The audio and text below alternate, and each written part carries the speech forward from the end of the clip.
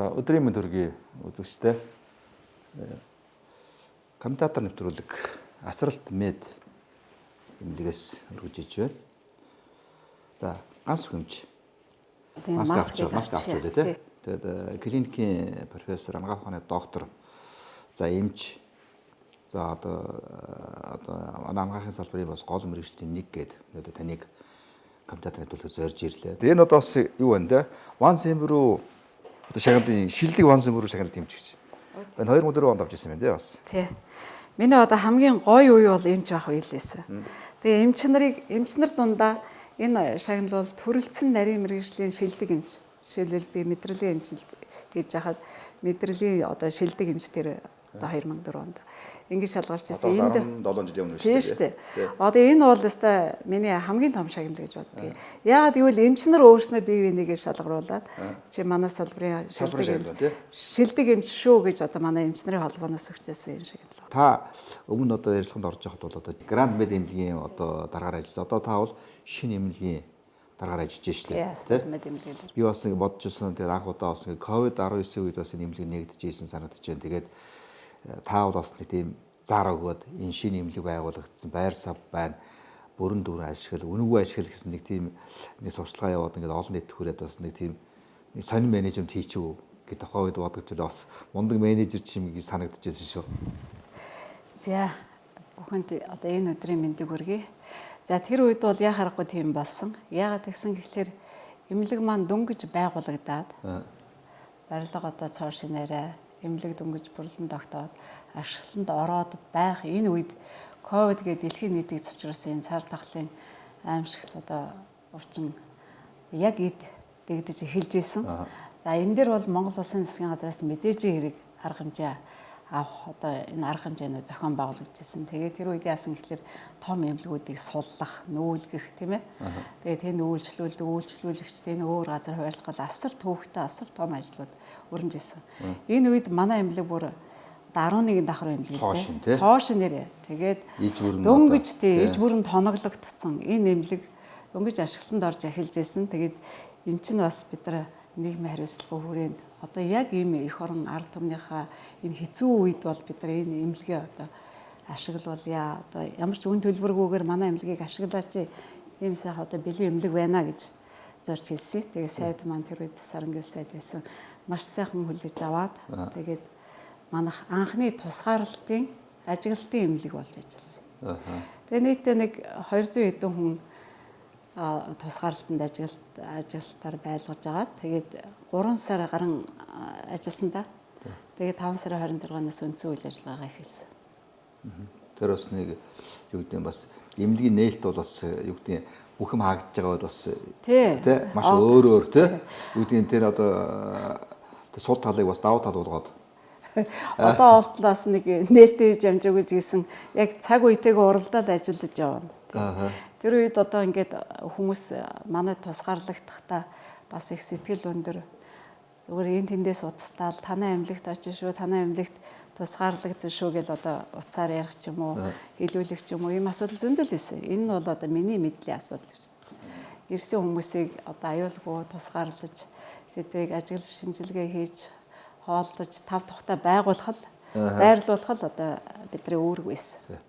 За би өөрөө ч бас ингэдэ мэдхийн хувьд урд нь уулзж байсан хүмүүс бас нэг зүйлийг л бас надад анзаарчихсан. Юу гэвэл өөрөө бол ингэдэ эрүүл мэнд ингээд нэг ийм дэвшил гаргачихсан гээл тий.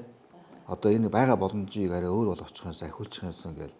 Би санаж байна өөрөө бол тэр нэг гадаадад явж эмчилгээ хийлгэдэг боловч ядаж Монголд эмчилгээ хийдэг бол гадаадын маш сайн эмчнэр Монголд авчиж урьж авчиж эмчилгээ хийгээл зүтгэл явж байсан тий. Өөрөөр хэлбэл одоо ингээд бөөр хийлгэгээл энэ талын одоо хүмүүсийг нэг тэр рүү явдгийг л Монголд гэдэг болыг л одоо Гранд Мед эмнэлгүүд энийг бол нэлээд санаачлаа явж ирсэн тий. Яг үнэ. Тий. Ер нь бол тийм олон ажил гэсэн. Тэгээд гэхдээ яг энэ ковид энэ цар тахлыг бол өөрөө ихтэй маш том шалгалт авч байна тий. Эрүүл мэндийн салбарт бол Монголын эрүүл мэндийн салбарт бол маш том шалгалт ирсэн байна. Тий. Одоо өөрөөр хэлбэл мөнгөтэйч байсан гэсэн тавд гадаад яваад юмшиг боломжгүй боллоо шүү дээ. Яг үнэ. Энийг одоо Монголын эрүүл мэндийн салбар өөрөө авч гарах ийм үүрэг даалгаврыг одоо үүрч байна. Яг үнэ. Тэрийг та яаж харж өнөөдөр ямар шүү байна? За өнөөдрийн энэ байдлыг харахад энэ бол бас нэг яг одоо яг дэлхийн нийтийг цочруулсан цар тахлын үед бол цар тахал. Амьсгалын зам өвчлөөр амьсгалын замаар халдварлагддаг тий. Энийг бол би юу гэж харж байна вэ гэхээр манай Монгол улс бол жилийн дөрвөн улирал маш эрс тэрс тийм уур амьсгалтай явагддаг шүү дээ. Одоо тийм далаа малаа байхгүй учраас зун нь бол маш хуурай уур амьсгал байхгүй тий. Хуурай, халуун өвөл нь болохоор маш хүйтэн саяхан гिचэн 40 градус хүрэл инглээ. Ийм эрсдэс уур амьсгалтай энэ нөхцөлд бол томоогийн улирал гэж жил болгон эхэлдэг штэ. 10 сарын сүүлчээс ахуулаад тэгэл 11 сар, 12 сар, 1 сар, 2 сар эн чинь бол яг эд нөгөө хүйтний улирал, томоогийн улирал гэж явдаг. Одоо энэ томоогийн улиралд бол өстэй янз янзын вирусээр үүсгэгдсэн айхтар өвчнүүд бол манайхыг зөндөөл ингээл шалгасан. Одоо 2003 онд гарсан SARS өвчин байна. Тий, шувууны ханиад л гэдэг. Тэгэл NH вирус л гэдэг, Ebola вирус л гэдэг тий. Нодон жишээлбэл H2N1 вирусын одоо цар тахлын үед одоо яаж манайх хэлмэгдлээ. Манай эрүүл мэндийн яамнаас мэдээлэл хийгээл бүх телевизээр тий. Тэгэл энэ ханиадыг туссан хүн болгон маш хурдан одоо хатгаа болдог тий. Эмнэлэгт хэрэгжил хэдэн зугаараа нас бараал тэгэл гадуур ихэж эмнэлгийн тусламж авч чадахгүй маш их олон хүн энэ дээр ийм үе байсан үгүй л байсан. Тэгээд зарим хүмүүс хэрэг бол гэж манайх бол юу гэдэг энэ тэр ковидын үе тэр үед одоо яг ийд байсан гэж зарим хүмүүс те тогтоож чадаагүй ч гэсэн те одоо хүмүүс нь тийм яриа өгдөг штэ. Ийм тэр үед л одоо бодогдохоор байсан үгүй л байсан те. Амьсгалын замаар ханиа төрлөө шууд хатгаа боллоо тийм ээ. Тэгээд айгүй хүмүүс олон хүмүүс бас эмнэлэгтч гадуурч бас эмнэлээ тий. Ийм асуудал хүн болго энийг бараг толгой дараалан хүрлээ тий. Тэгэхэд бол одоо ямар ковид гэдгийг бид нар тэр үед дэлхийж гаргаж ирээгүй байсан л үе л тий. Тэгээд төстэй байсан. Ер нь бол жил болгоны одоо энэ томог уйлрал чинь яг нэг тиймэрхүү байдалтай л явдаг штэ тий. Тэгэхээр энийг би юу гэж харж байна вэ гэхээр энэ бол одоо яг манай орны хувьд бол одоо ковид шинжгэлсэн энэ томог уйлрал бол шин бишээ. Тэртээ дэргүү одоо юу гэдгийг засаг төр юу өвлжилтийн бэлтгэл гэж нэг том ажил эхэлдэг үстэй. Тэгэхэд энэ дээрээ л одоо энэ өвлжилт одоо томог уйлрал эхэлнэ. Ямар арга хэмжээ вакцины хийх нь ойлгомжтой. За вакцины хийдэг хүн болгонд өрсөлдөө ч гэсэн ямар хийх ёстой хүмүүстэй бол хүргээд хийцдэг тийм ээ. Тэгээ хийлээгээд хүмүүс 100% одоо ханиа төрөхгүй байгаа юм биш бас биш тий. Тэгэхээр одоо хөрсөн ч гэсэн хөнгөн тусна. Тий. Тэгэхэд чинь одоо нодингийн үетэй мөн энэ үеийг харьцуулахад бол үнэхээр бүр томооч одоо нөгөө ханиад ч байхгүй гэж бараг хэлмээр юм уу байгаа шүү дээ. Тэг би нэг чих хамраа олон юмч байдیں۔ Би хаяа очтیں۔ Тэр юмч нь хэлдэг ер нь бол маск зүүснээр ер нь Монголд бол маш олон төрлийн өвчин буурсан гэж. Яг үнэ. Амьсгалын замаар халддаг өвчин дээр ингээд чих хамар хоолоо гэдэг ингээд амттай одоо тий ийм өвчтөд их буурсан гэж тий. Тэгээд дээр нь одоо юу гэдэг хотын хариуц цэвэртэй холбоотой асуудал ингээд маск зүүсэн бас шүүс хийдэг юм. Шүүс хийдэг тий. Тийм шүү дээ. Яг ийм байдлаар юу гэдэг ингээд агаар орчин бохирдох байдлаас хамгаалсан гэдэг юм. Ер нь бол энэ маск зүүх гэдэг нь өөрөө бол одоо их олон талын давуу байдлыг бас үүсгэсэн гэж тий. гэж хэлжсэн шүү. За яг үнэ. Би одоо яг энэ дээр чин дөрүүлээд нэг хэлэхэд манай эмнэлэг чинь чих хамар хоолоогоор төрөлжсөн эмнэлэг шүү дээ бас. Тэгээд яг томог үе болохоор ерөөсөө л энэ гурван эргэтэн хамгийн түрүүнд хүлээж аваа уучлаа. Тэгэхээр одоо хоолой нөвдөн, ханаа тий хамар нь битүүрэн, нусан гойчин одоо чихэн болготон ч гэдэг юм уу сонсгол нь мод гэдэг юм уу одоо янз янзын өвчнийг одоо энэ гурав эхэлж хүлээж авдаг байхгүй юу. Тэгээ халуун гүлээр. Тэгээ халуун гүлээр тэгээ цаашгаа явж агаад амьсгалаар дамжиж явдаг өвч. Тэгэхээр энэ өвчний үед бол өвчл бол энэ өвчин энэ гурван эргэтэн дээр бол одоо өвчл маш их байдаг. Тэгэл хавар болохоор юу гэдэг одоо нөгөө цэцэг ногоо нахад дэлбэлээд эхлэхэр чинь тоосчлт тийм ээ. Тэгэл харшил, өвлийн энэ утааны харшил гэл одоо янз янзын өвчнүүд бол одоо маш ихээр үүсгдэг байхгүй юу. Тэгээ харьцангуй одоо энэ жил маск зүүснийхээ ачаар бол монголчууд одоо өвчл баг нэр байхгүйтэй адилхан гэж хэлж болохоор байна. Нэлээд буурсан тий багсан тий. Буурсан. Би тэгээд түрүүний өөрөө чивс ярианаас ингээд бодоод ирээд явхад бол өнгөрсөн жил бол одоо маш их Монголд хүн нас орж ирсэн. Ялангуяа сүрээгийн бол аягүй хүчижсэн. Сүрээгээр нас орж байгаа хүмүүсийн тоо бол маш их байна. Энийг анхаарах ёсгүй мүү гэл тэгжээтэл одоо нэг Оросын хэвлэл дээрээс гарч ирсэн. Тэгээ ингээд Монгол одоо ерөөсөө ингээд яадгүй. Сүрээ өвчөө коронавирус тусаагүй тий. Тэгээд гадны ивэл заримдаа гайхаж бичижсэн. Тэгээд хятадтай одоо ийм хөргөн харилцаа холбоотой 90% одоо эдийн засгийн хамааралтай холбоос өвдөөгүй хүн гэж бараг байхгүй хэрнээ яагаад Монгол улс одоо ийм коронавирусээс нэг хүн тусаагүй байна гэдэг асуудал ярьж байна. Энэ өвчөө яадаг вэ гэхээр ерөөсөө л бүх хууч өвчнийг сэдрээдэг тий. Одоо жишээлбэл дархлаас султай байна шүү дээ. Хавдартай хүмүүс байна, сүрээтэй хүмүүс байна, хөдөлгөөнгөө одоо харавцсан хүмүүс байна, сахарын өвчтэй хүмүүс. Энэ хүмүүсийг л одоо өвчтнийг гүнзгийрүүлж, хүндрүүлж өгдөг одоо тийм хор нөлөөтэй байхгүй юу. Тэгээ ярьж байгаа шүү дээ. 50% нь ч нөгөө 70% ч нөгөө шинж тэмдэггүй яваад байна гэдэг. Тэгээ өөрт бол мэдрэгдэх юм байхгүй явж болно халдвар авчихад. Тэгээд суур өвчтэй ийм хүмүүст бол маш хүн дээр тусч байгаа байхгүй. Одоо гадаадынхан чинь жишээлбэл Япон, барууны орныхан чинь урт настай. Тэгэл одоо 60, 70 хүрчээл тэр үеийнхээ 80 хүрчээл ажиллаа хийгээд явж байдаг. Энэ хүмүүст бол маш хүн тусч байгаа, маш их хүндрэлтэй. Нөгөө хуучин өвчний сэдрэж өгч जैन хөвшөө хүмүүс чинь дархлаан суларч जैन. Эний чинь одоо дархлаа султай ийм хүнд бол маш их хүн дээр тусч байгаа. Би саяхан тэр Оросын юу үзлээ л дээ. Тэр онлайн нэвтрүүлэг үзсэн. Тэгээ тэр Михалков гэдэг Оросын нэг алдартай найруулагч, кино найруулагч нэвтрүүлэг би даасварлах хөтлөж байна. Тэн дээр хэлжээлээ. Ерөөсөө энэ коронавирус гэдэг яг өөрөө хэлдгээр те энэ вирус бол ингээд ийм өвчтөй одоо бие султай өндөр настай суур өвчтөй хүмүүсийг бас түргэн нөгөө ертөнцөөр явуулахад тус болж байгаа гэж байгаа те бас нэг ийм бодлогын чанартай хийгдсэн зүйл гэсэн санааг бол хийж байгаа хөдөлгөөд. За хоёрдугаарт нь бол энэ бол хизээ анх ямар санаатай үүдэлтэй бий болсон бэ гэхээр ингээд энэ гүд одоо клуб гэдэг юм байгуулагдсан гэж байгаа. Энэ клубэд орсон хүмүүс нь одоо энэ юуны одоо Microsoft компани үүсгэн байгуулагч одоо Bill Gates тий. За нэг дэлхийн одоо бүх хөрөнгийн одоо 90 орчим хувийг гэдэг юм уу танд бааздаг Rockefeller-ийн гэр бүл тий. Тэгээ одоо George Soros гэдэг ингээд хавцаа юун дээрс улс орнуудыг бас ингэж байж дараад нь ингэж гигантны төрөөр буцаж ирдэг ийм хүмүүс нийлж ийм одоо клуб байгуулад 2012 оноос хойш энэ дэлхийн хүн амыг бүхэлд нь вакцинжуулна. Яг мал вакцинжуулахтай адилхан хүн бүрийг вакцинжуулж иж жилд одоо 7 тэрбум долларын одоо мөнгө эргэлдүүлнэ. Жир болгоно гэж байна шүү. Ийм асуудлыг ярьж ингээд энэтхгийн эрдэмтэн дээр маш эсрэг үзэж байгаа тухай би үзтээ хамгийн гол асуудал нөхдөр энэ бол вакцинжуулалтыг чип гэж нэрлэж байгаа. Тэг хүн болгоны чипжүүлнэ гэдэг байгаа байхгүй. Тэгэхээр энэ бас ингээд юу гэдэг хүний бодол санааг удирддаг болно.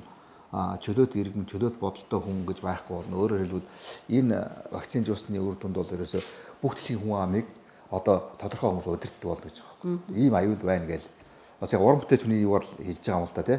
Яг энэ бол тодорхой ингээд нотлогдсон батлагдсан байгаа. Гэтэ бол нэлээд үндэс зүйтэй ярьж байгаа. За одоо энэ дэлхийн нийтэд хийсэн энэ том эрдэмтдийн судалгаа бол бодтой юм ярьдаг баг. За томоогийн вирусын вакциныг бол одоо ингээд зүгээр хар ухаанаар бодоход ингэдэж шүү дээ. Энэ вирус бараг 10 жилдээ нэг удаа ингэж дорч иргэдэм болов гэж хэлмээр санагдж байгаа байхгүй юу. Тэгэхээр яг энэ жил ямар вирусээр үүсгэсэн ямар том илэрхийг тэрнийг бол бас таашгүй шүү дээ. Гэхдээ яг хаа эрдэмтэд мэдээжээр судлаад энэ жилийн вирус үүсгэгч нь ийм одоо вирусээр үүсгэж байгаа томоо гарах гэж байна гэдэг энэний чинь эсрэг одоо вакцин хийгээд ирж байгаа л да. Тэгээд тэрнийг манайхан аваад хамгийн их өртөмтгий хүүхдүүд, сул биетэй хүмүүс одоо энэ эмнэлгийн ажилчид гэдэг юм уу вакцинжуулах ёстой бүх хүмүүсээ улсаас одоо төлбөрийн дагаад үн төлбөрөг вакцинжуулдаг. Харин өөртөө сайн дураараа ирээд вакцина хийлгэж байгаа хүмүүс бас өөрсдөө эрүүл мэндийг бодоод хийлгэж байгаа хүмүүс байна. Яг вакцин хийлгэчихээр авах таньд төрөхгүй юу гэвэл бас тийм биш. Тэгээ өөрсдөө хувь хүний бие организмын онцлог гэж бас байгаа шүү дээ. Тэгээ янз янзын байдлаар. Гэхдээ вакцин хийлгэжүүл мэдээж хөнгөн тусна. Рог тусахгүй ш. За тэгээд 19 оны сүүлчээр 11 12 сард бол одоо энэ манайд бол энэ томоогийн улирал бол маш хүнд явагдсан. Яг үнэ хэлэхэд. Тэр мэдээлэл хийжсэн үед бол одоо ер нь энийг хүрээгүй хүн гэж их цөөхөн. Хүрсэн хүн болгон одоо ингээд салахгүй цээж урагдлаа, цээж даагдахгүй байна гэж ингэж амар ханаж. Толгой өвдөө. Тэгээд толгой өвдөх бол энэ үхэнд тэгэл халуурал. Тэгээд ханаад уушг руу ороод борох хэд тэгээ хатгаа болол. ингэж үе байгаа. Тэгээ энд чинь бол бид нар ер нь бол бэлтгэлтэй гэж хэлэхэд бараг болмоор бэлтгэгдсэн улсууд ахгүй монголчууд ч одоо жил болгоны энэ томог улирлыг бол давж штэ туулж идэв. Бус улсыг бол давуу тал нь тийм. Яг үнэн тий. Тэгээд бас монгол хүний бие организмын манай монголчуудаас гайхуулах дуртай, өнгөрөх дуртай юу гэдэг вэ гэхээр бид нар дандаа ориг юм идчихдэг. Манай мал одоо ингээд нэг ориг, байгалийн ориг юм өвс хижээлэр ингээд хижээгддэг тийм ээ. Ус нь хүртэл одоо ориг гэдэг юм аа юу гэдэг одоо манай тий. Одоо хүн болгон энэ нөгөө ковид гээд айцсан, жицэрсэн одоо эндээс бол цөмөрөө өөрснөө хамгаалалтаа хийгээл явж явах хэрэгтэй байхгүй юу? Маска зүгэл хамгаалалтаа хийгээл тэгээ олон нийтийн арга хэмжээг л тас 20 өгөхөөс бусад арга хэмжээ бол одоо заавал ингэж хориод авах шаардлага байхгүй шүү дээ. Ер нь бол одоо засгийн газрынхаа бодлогыг бас ингэж ярьж болохгүй. Гэхдээ ард түмний амьдрал эдийн засаг яаж баларч байгааг бас яаж сүйрч байгааг бас харж л байгаа. Бид нар ч үйлдвэрлэгч орн биш болохоор энийг босгож ирэхэд бол маш хэцүү. Сая нөгөө Японы засгийн газар ингээ хатуу хорио тавилаа шүү дээ. Тий. Хатуу хорио ингээд тогтоосон. Тэгээ тэрийг ингээ үзсэн чинь нэгдүгээр тул ингээд сургууль соёлын газар бүгдийн ажиллаж зөвшөөрч байгаа. Яг бол анги танхимын хичээлийг өргөжлүүлэх хэрэгтэй гэж. Энэ бол одоо тийм шаардлагатай гэж. За хоёрдугаарт нь бол кино, театр, үзүүрийн газрууд одоо нэг спортын одоо юу штэ цэнгэл хүрээлэн энийг бас өргөжлүүлэх зөвшөөрч байгаа. Гэхдээ нэг сургуульд алгасч. Нэг доор 5,000 хүнээс дэс сурлуулахгүй гэж байгаа. Тэгээд бар, ресторан, зингээний газар одоо нэг хоолны газар шүү дээ. Энийг бол орой 8 цаг хүртэл ажиллах зөвшөөрч байгаа. 8 цаг хаах. Арх энэ төрлийн бүтээгдэхүүнийг 19 цаг сүүлд нь зараад тэрнээс хойш зогсоох гэдэг ч юм уу. Тэгээ 20 цагаас хойш бол харин хөл хориод тогтоох гэсэн юм. Тэгсэн энэ бол тийм засгийн газрын шийдвэр биш. Ерөнхий сайд энийг зөвлөмж гаргаж ард түмэндээ. Тэгээд ард түмэн засгийн газрын зөвлөмжийг дагаж тий.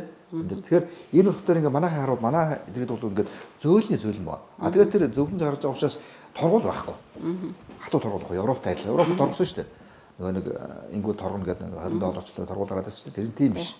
Ард түмнийхээ ухамсарт найдаад тэгээд энэ чинь нэг баг болж ажиллаж байгаа. Тэгээд тэгэхээр ингээд хайцуулаад харахтаа манай улс бол ерөөсөө тэр юу одоо Японд тогтоож байгаа хатуу хорио манайх ч одоо ингээд сургууль цэцэрлэг ажиллахгүй, спорт зал ажиллахгүй тий. Тэгсэн энэ чинь ганц нэг машин яваад байгаа. Энэ тухайн үед одоо тавьчихсан байгаа л да. Гэхдээ бол саянаас тавьж байгаа. Гэхдээ өмнө дугуй засварын газар ажиллахгүй гэдэг ч юм уу. Ингээд ийм жижиг ахын үйлсгийн холбогдлолтой бүх газрууд хаагаад тэгэхээр эн чинь ковид ингээд явж байгаа боловч хамгийн гол нь улс төр биш юм байна. Хамгийн гол нь эдийн засаг. Тий, эдийн засаг. Тэгэхээр энэ ковидтэй зэрэгцэн орж бодлогыг улс орн баримталж байгаа байхгүй юу? Тий. Тэгээ инкээс өөр аргагүй шүү. Нэг талаар тийм ээ. Нөгөө талаар бол энэ дээр бол бид нар энэ үед яаж зогсож ажиллах вэ гэдгээ бодох хэрэгтэй байхгүй юу? Одоо ажиллаж байгаа байгууллага аж ахуйн нэгж болгон өөрсдийнхээ аюулгүй байдлыг хангаал бүгд дор бүрээ одоо зөвлөмжийн дагуу ажиллаа хийгээл явж явах хэрэгтэй. Тэрнээс биш гэртээ одоо хүн болгоны гэрт хорсноор одоо ямар их одоо эсрэг зүйл гарч ийн гэж бодож байна. Хамгийн нэгдүгürt нь би одоо эмчхэн болохоор эрүүл мэндийн талд хэлж байгаа юм. Хөдөлгөөн хязгаарлагдсанаас болоод хөдөлгөөнгүй байснаас болоод үүсэх өвчин гэдэг чинь хамгийн наазах нь одоо таргалалт гэж бодлоо. Тарган хүн тал бүрийн өвчнөд гэл зөөр үг байдаг үстэй. Бид нар чинь таргалтыг чинь хөдөлгөөн хязгаарснаас болж байгаа шүү дээ. Тэр байтугай одоо жирийн үед ч гэсэн манайхан бүгдээрээ нэг том машин унаал удамжиндаа гарчихна. Тэгэл нөгөө төгжрээ гэдэг юм бие бинтэйгээ бодолсол ингээл таг зовсно. Тэрний хажуугаар явган хүн явж байгаа хүн нэгдүгээр эрүүл мэнд нь ямар гоё болж байна. Явахын ач холбогдол гэдгийг одоо энэ машин цууснаас одоо ажилдаа явахдаа өглөө явал орой эрэхтэй явж байгаа хүмүүс бол бие организм шал ондоо болж байна. Стресс байхгүй. Стресс байхгүй. Хөдөлгөөн бүх одоо ингээ хөлийн болчих ажиллаж байна, эзний болчингууд ажиллаж байна тийм ээ. Тэгээд бүх организм ингээд хөдлөөд бие организм чинь хөдлөөд ирэхээр хүнд одоо бүх өвчлөлийг чинь алга болгож яах гэсэн үг байхгүй юу. Тэг.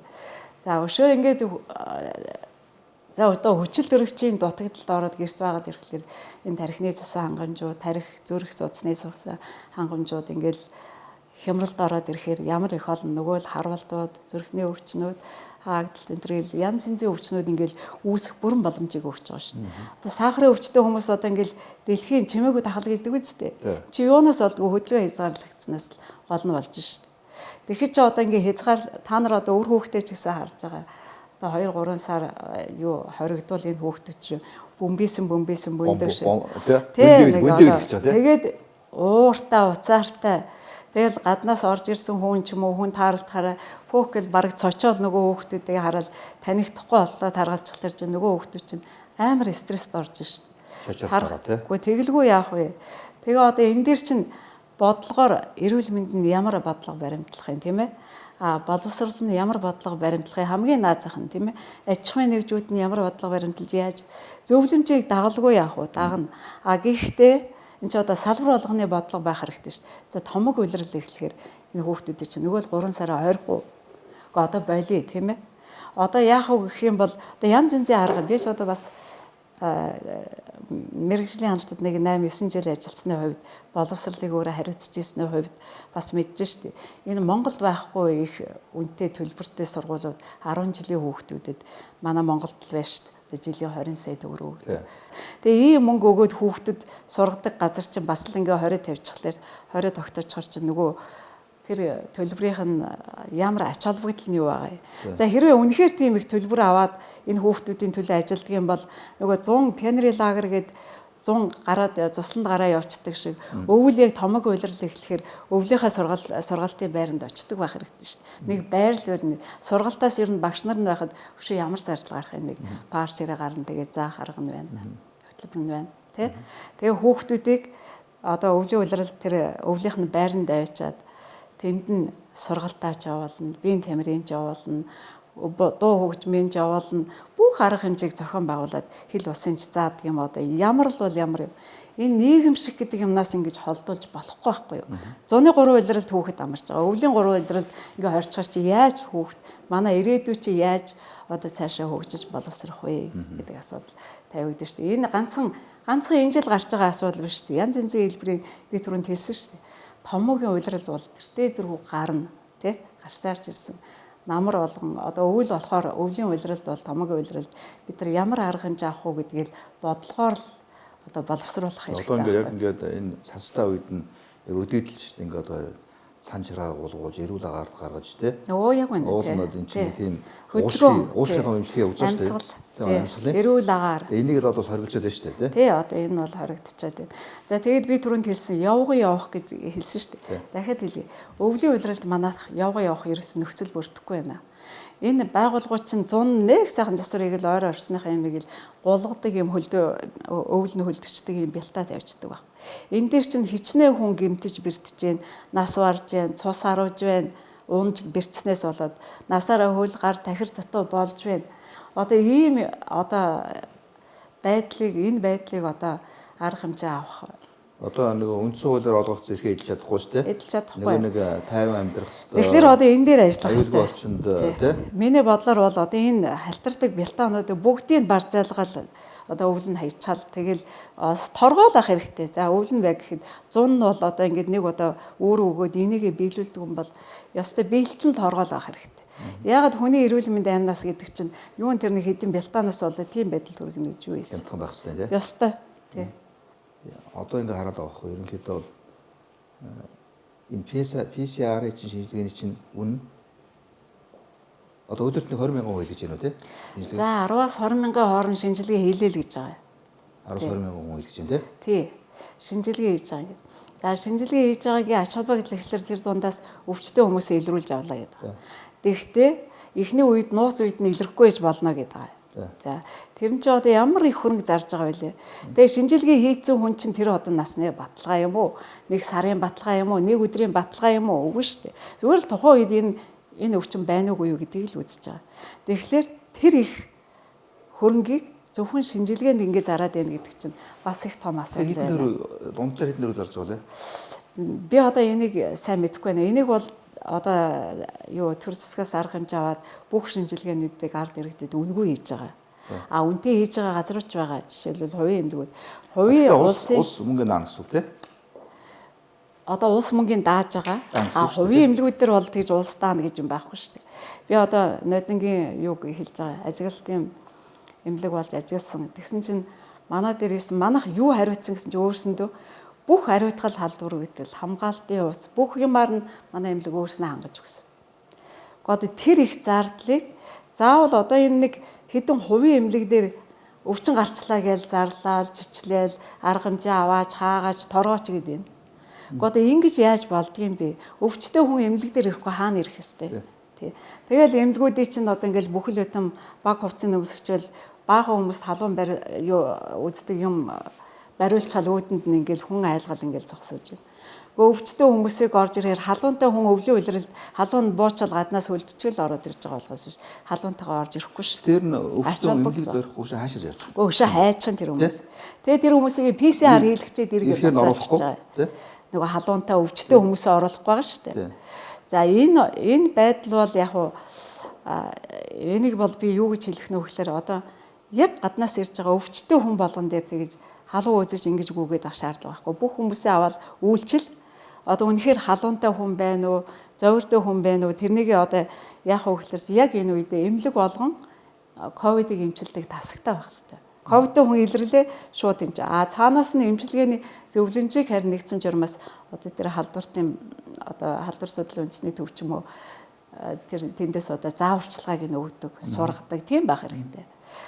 Зүгээр одоо жижигхэн одоо нэг хүний хувийн эмнэлгүүд бол зүгээр одоо ингээд хамгаалтын юмнууд бэлэн байж ах хэрэгтэй болохоос биш. Өвчтөе хүнийг нэг одоо эмнэлгүүд чинь тэгж штэ. Халуурсан малуурсан өвчтөе шинжилгээ илгөөгүй бол хөөе PCR хийгээд ирээрээ одоо айж штэ. Одоо энэ ковид чинь нуух байдалд орж штэ. Одоо бүх л эмнэлэгт гарлаа штэ. Бүгдийг наачаад өвчтөе хүмүүсээ яах гэж байгаа юм. Тий. Буруу. Одоо бүгдээр ингийн бүх эмнэлэг эмчилдэг байх хэрэгтэй. Ялангуяа нэгдсэн эмнэлгүүд бол том эмнэлгүүд бол засаг гаргацсан. Тий. Би саяны таны өөрөө хэлсэн ингээд нэг юм өдөрт нь 20,000 хүний шинжилгээнд хамруулж байгаа гэх тий. Ус зарлан дааж байгаа. Тэгээд би дунджаар $50 гэж бодоод тий. Яг 20,000 гэдгэнд бол заримдаа 20 хэдэн мянга, заримдаа 10,000, 10 хэдэн мянган хүний шинжилгээ одоо өөрсдийнхөө боломжоор хийгээд ах шиг байгаа. Тийм. Тэгээд би дунджаар энэ бодлоод 20,000 хүнийг яг тэгээд дунджаар үнийн ус бодоод би нэг 100 хэдэн мянган байх юм бол бодоод тий. Сонс одоо дуулжаар тэгэд бол ийм өдөрт нь $100 болж байна. Өөх. Энэ чи яста бодож үзээгүй юм байна. $100. Одоо энэ чинь уус ядуу ус шүү дээ. Тий, арайчтай л гэж хэлвэ. Одоо тэгээд шинжилгээ хийж байгаа нь вакцины хийж байгаа юм шиг хүндээ эрэхтэй бас ийм зарцуулж байгаа бол ингээхийн оронд яах вэ гэж бодох хэрэгтэй шүү. Өвчтөе хүн болгон эмнэлэг дээр очив. Эмнэлэг болгон ийм тусгай одоо энэ ковидын блоктой бай. Тэгээд илэрсэн хүн болгоноо тэнцэнэ эмчил. Одоо илрүүлж байгаа эмнэлгээ өшөө магтах хэрэгтэй.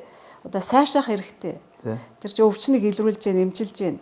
Тэгэхэд ч одоо тэр эмнэлгийг хаагаал тэр чигээр нь одоо бүр газар дор ортлон муулаад арга хэмжээ аваач наатайгаа ямар хариуцлага хүлээлгэх ингээд ивэл ямар эмнэлэг ажиллах юм бэ? Ямар хүн ажиллах юм бэ? Одоо шинэ мутацд их орж штэ. Одоо шил тэр арабд гарсан мутац, англид гарсан тий. Шинэ мутацд ороод шинэ өвчин болгоод шинэ зүйл гарч байгаа байхгүй юу? Гаргачихж байна гэсэн үг тий.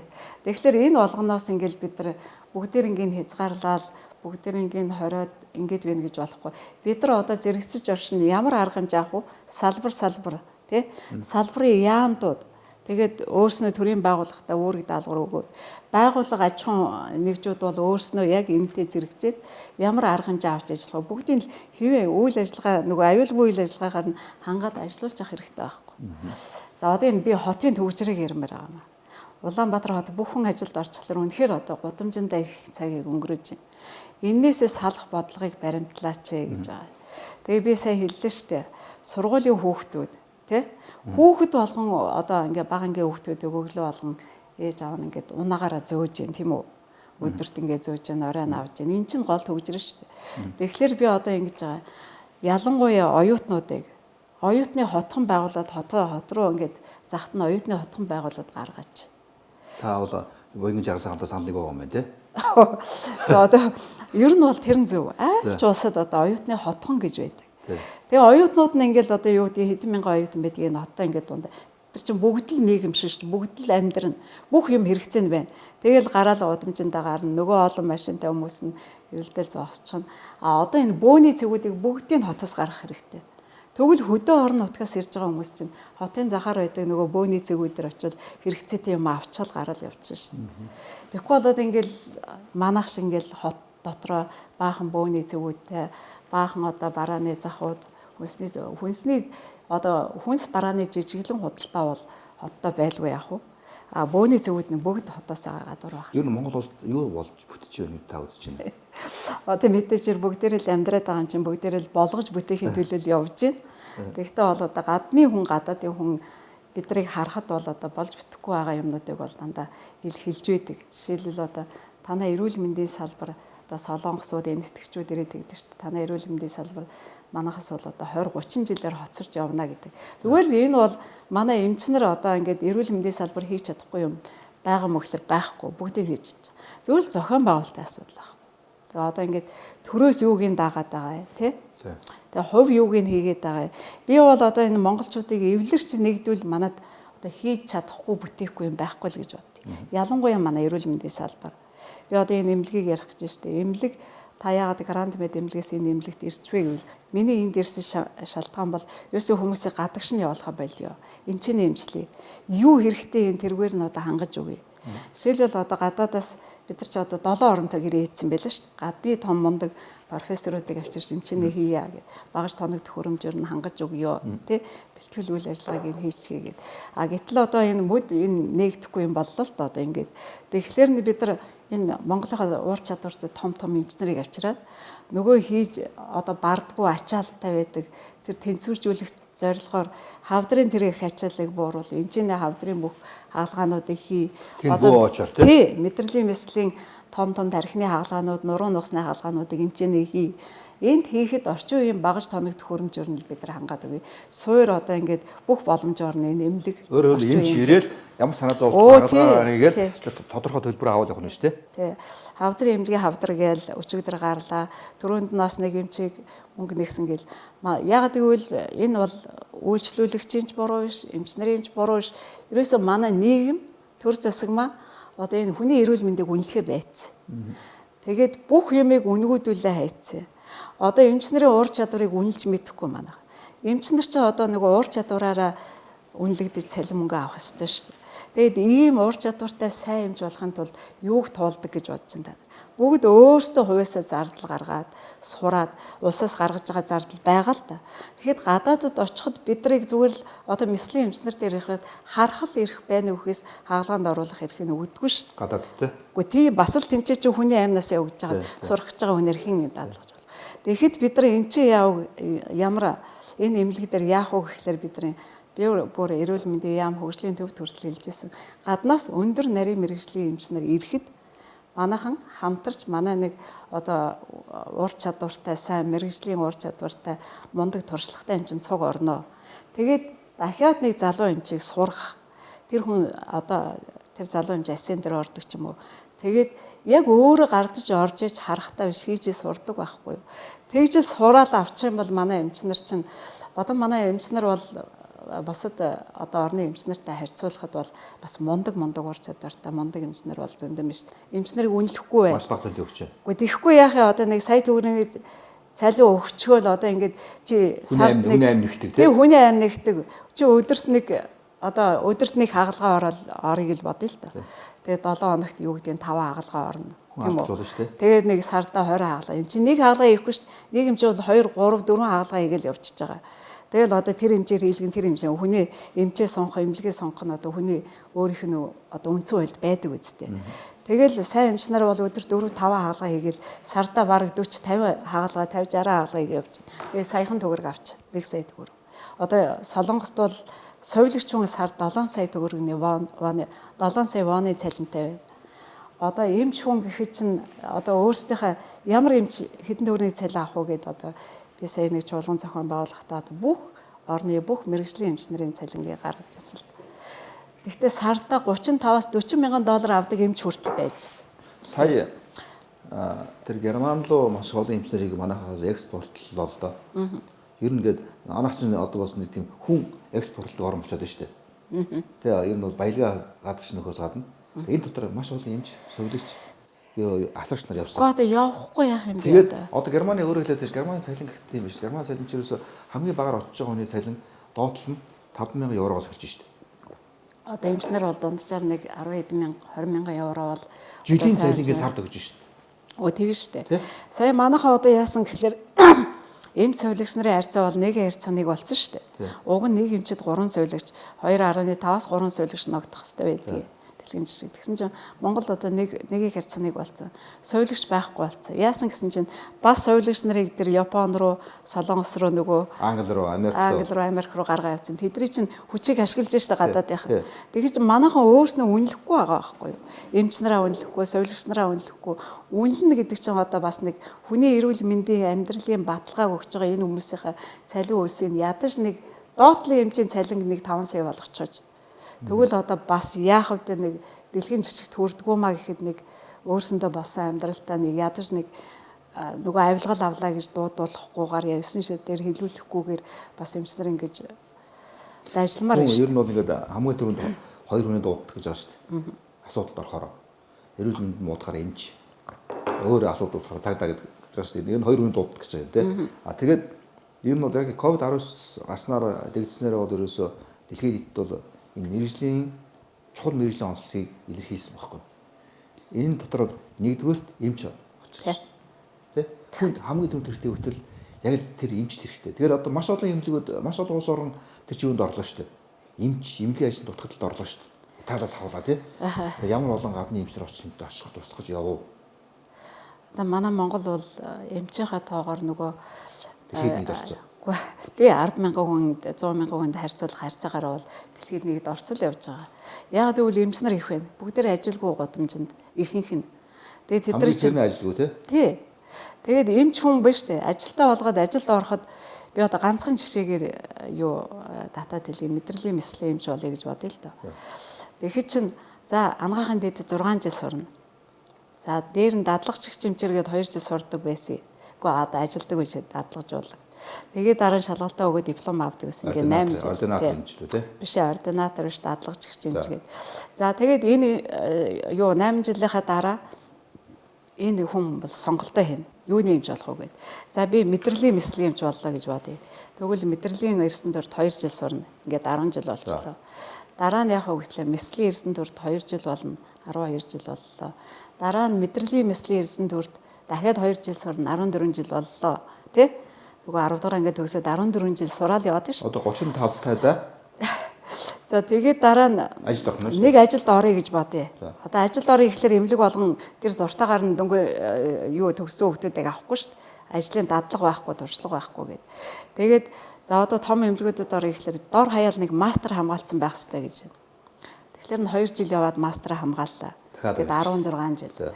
За тэгээд 1 жил нэг эмнэлэгт орлоо. Жишээлбэл одоо мэдрэлийн мэслийн эмчд орлоо. Тэр эмчээр дөнгөж орж ирэнгүүт л за чи хагалгаа удирдах хийхгүй шүү дээ. Нэг одоо туршлагатай эмчнэрээ дагаж хамтарч хагалгаанд орно, асент эмчээр орно. За ингээд 1 жил явна, 2 жил явна, 3 жил явна. За одоо ингээд нөгөөдөл чинь бас эмнэлэгт орж ажилчин болохоос эмч болохоос өмнө бас өөрийгөө дадлагж болд юм л да. Би танай тасаг дээр би энэ эмч болох гэж байгаа. Танай тасаг дээр би үнэгүй ажиллая, цалингүй ажиллая. Гойдог байхгүй юу? 2-3 жил нэг эрхийн өгчөж 2-3 жил цалингүй ажиллана. Тэгжээж одоо өөрийнхөө эмч гэдэг нэг арга барилыг эзэмшнэ. За тэгээд нэг 20 жилийн дараа энэ хүн хагалгаа удирдаад би даагаад ордог ийм том эмч боллоо гэж бодъё. Тэгжээж л дөнгөж цалинтайгаа учирч штэ баг. Тийм үү? Тэгэхэд чи энэ сорилтыг давах юм байна уу? Ийм сорилтыг одоо манай монголчууд давж байна. Ер нь бол одоо дэлхий дээр эмч болж байгаа хүмүүс бол ер нь бас л нэг иймэрхүү сорилтыг давдаг гэсэн бүгд цалинтай. Бүгд цалинтай. Тухайн үедээ тий. Одоо тий Японууд бол яадаг вэ гэхээр чинь манай 2 хүүхэд хоёулаа Японд одоо доктор хамгаалсан. Очихлоор нөгөө том эмчнэр нь залуу эмчнэрээ цалинжуулдаг шүү. Яг тэгвэл маш их цалин авсан. Нөгөөдөл нь дандаа цалингүй сурч байгаа.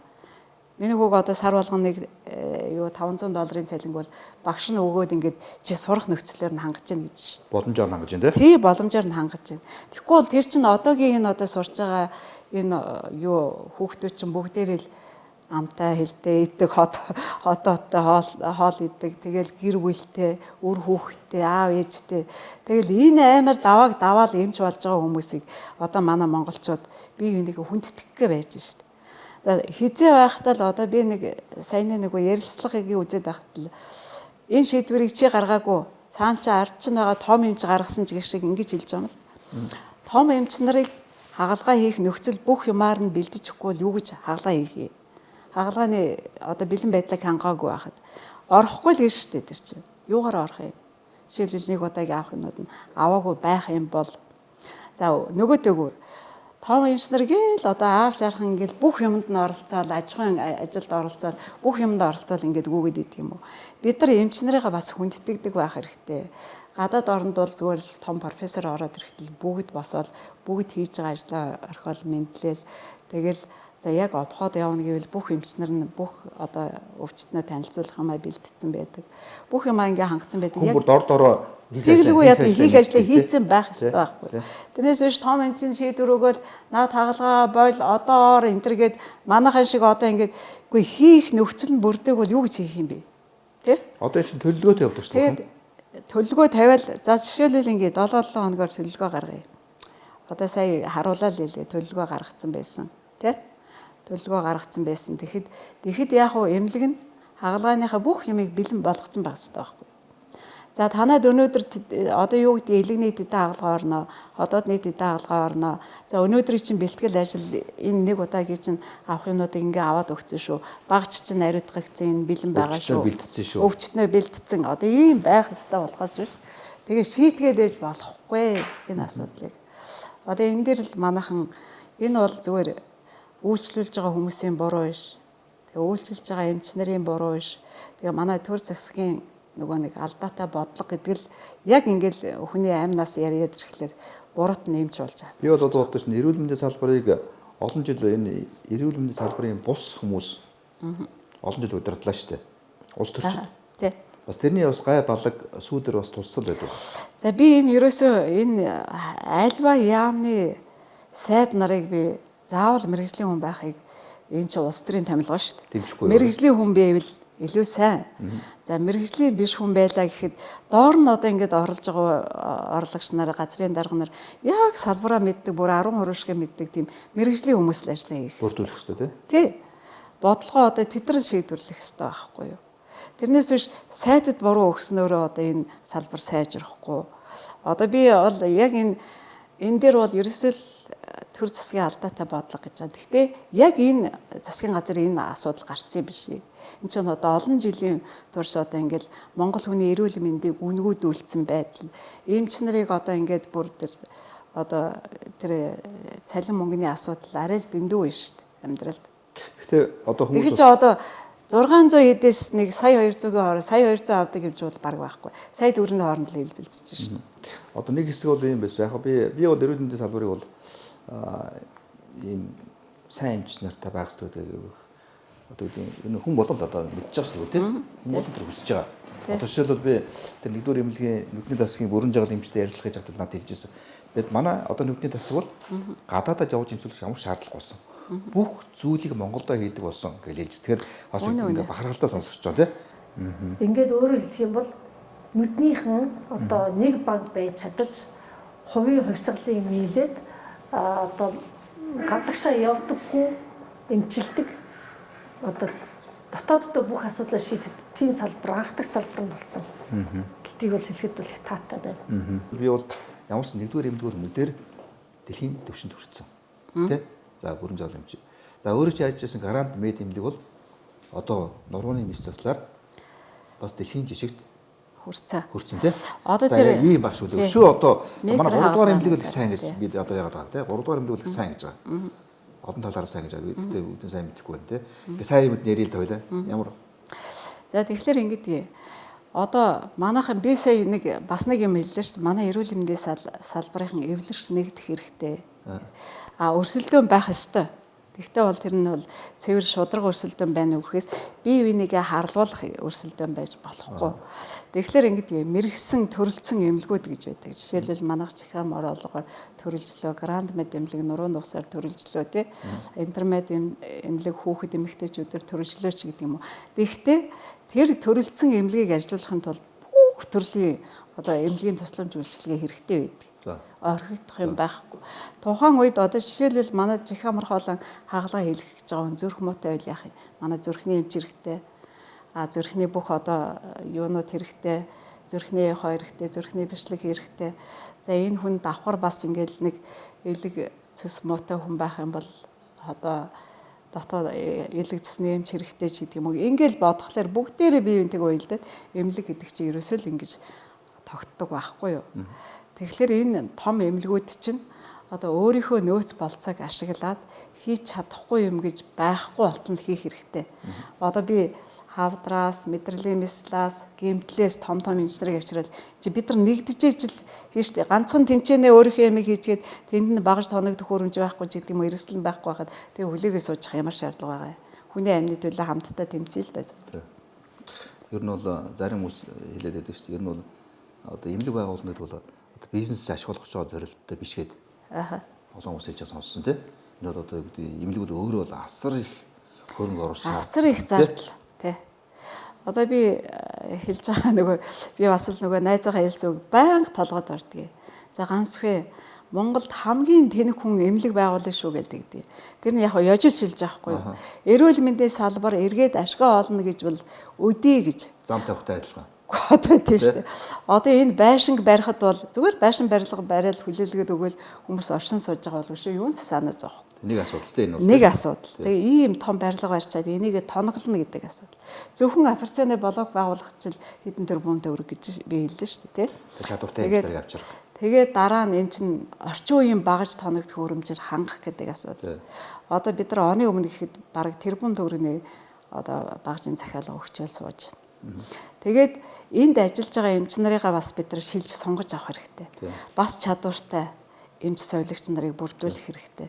Тэгээд тэднийгээ бас одоо энэ юу төсвийн байгууллага төрийн ажил хийж байгаа хүмүүсээс арай илүү залинжуулж авна штэ. Тэгэж энэ бүх ажилчдынхаа цалингийн даагаад уурсгал зардлын дагаа тийм ээ. Тэгээд энэ их тариа, эм тарианы тариа. Тэгээд энэ их шинжилгээний уралжууд эдийг бүгдээр ингээл ганц хөрөнгө оруулагч гэдэг хүн л авч байгаа шүү. Тэгэхээр одоо тэнэг байхгүй яах вэ? Өөртөө ашиг олохгүй юм олон зуун жилийн дараа нийгмийн төлөө зориулагдсан. Тийм нийгмийн төлөө зориулагдсан. Тэгтээ бол одоо манай төр засгаас орж байгаа арга хэмжээ энэ төр бол одоо бас хувийн хвшил рүү ойртоод улан бас шийдвэр шүү дээ. Энэ одоо энэ аж ахуйн нэгжүүдийн дулаан халаад усыг тэгэл тэгэл энэ чинь бол маш том дэмжлэг болж байгаа. Тий. Тэгээд манай эрүүл мэндийн даатгалаас бас одоо улс хувь гэхгүйгээр ижилхэн хэдийгээр даатгалыг ижилхэн олгож байгаа боловч төрийн одоо энэ эмнэлгүүдэд ажиллаж байгаа улсын эмнэлгүүдэд ажиллаж байгаа хүмүүс цалингаа хүртэл улсаас авчиж байгаа. Хангамжийн бүгдийг нь улс өгч чинь тийм ээ. Байр тоог цалгаа энд одоо бүх юмыг өгчөд зөвхөн одоо хэмжилгээний зардлыг л ингэж адилтгаж байгаа. Цаашдаа болон зохих шаардлага хангасан нийгмийн хариуцлага үүссэн ийм эмнэлгүүдийн дулаан цахилгаан, усын зардлыг ер нь улс ер нь тэгэлдэг тийм зарчим шилжчихд бас нэг буруутгахгүй юм байна. За одоо тэрнийг бол мэдээж үгүй бах. Гэхдээ ядаж л ингэж одоо ингээд нөгөө цаг үеийн холбоотой тагалмайд тарж байгаа энэ халдварт өвчний үед тийм ээ. Бүх эмнэлгүүдэд адилхан эмнэлгийн ажилчдыг адилхан харж үздэг баг. Энэ хувийн эмнэлгүүдэд одоо вакцины хийсэн ч одоо төрд ажиллаж байгаа эмч нартай хийгээд улс хувьд ажиллаж байгаа нь өөрснөө мөнгө гаргаж хий тий. Нэг маск тараасан ч гэсэн хувийнх нь өөрснөө авдаг. Одоо ариутгал халдваргүй тэгэл юм бодис юу гэдгийг хамгаалах хэрэгсэл бүх юмыг хувийн эмнэлгүүд нь өөрснөө гаргаж яадаг. Гэхдээ тэгэл эцээ ижилхэл энэ цар тахлын үед бүгдээр л энэ эмнэлгүүд чинь ижилгээ ажиллаж байгаа шүү. Тэгэхээр чи ингэж ялах хэрэггүй. Улс бол харж үзсэн шиг яг цаг үеийн байдлаа ижилхэн үзэж байгаа хэрэгтэй. Та ер нь бол яг өнөөдрийн энэ ковидтай цаг үеийн асуудал дээр одоо та ер нь юу хийв зүгээр гэж харж байна юм. Яг төр засгийн зүгээс өөрөө одоо бас сайдын зөвлөхөр ажиллаж байсан хүн тий эмнэлэг удирдах байсан хүн. Одоо энэ хүүхдүүдэд цэцэрлэгт өглөө тийм ээ. Цэцэрлэгт өглөө сургууль одоо энэ гайгүй сургуулиуд гэж байгаа нэг ангийн 60 хүүхэдтэй байна шүү. Цэцэрлэг нь одоо янз янз байна шүү дээ. Одоо хичнээн. Тэгэл хүүхдээ авчирч өчөөл орой аваад тэгэл гэртээ арих гэсээр идэл шүн бол энийг залруулахын тулд нөгөө хуучин дээр үед ажилладаг байсан 24-ийн цэцэрлэг гэдэг нэртэй боловч нэгд өдөр авчирч өгөө 5 дахь өдөр аваад явдаг. Ийм одоо горимд ийм цэцэрлэг ажил бол бүр яг энэ үед бол өчнөө бас хэрэгтэй. Гэртээ очиад ханаад өрөөл хүүхэд нэрчдэг. За мэдхгүй нөгөө ангид байсан бүх хүүхэдтэй тараадаг. Тэгээ амьсгалын замаар залуу гэр бүлээ дэмждэг тий. Тэгээ залуу гэр бүлээ дэмждэг. Тэгээд энэ хотынхоо төвчрийг сааруулдаг. Янз янзын аргууд байгаа байхгүй юу. Тэгээд энэ нөөц бололцоогоо ашиглаач тийм ээ. Боломжоо харж ажиллаач. Хуучин сайн зүйлээ сэргээгээч тий. Ер нь зүгээр боломжоо харж ажил, орчин үетэйгээ нийцэж ажил.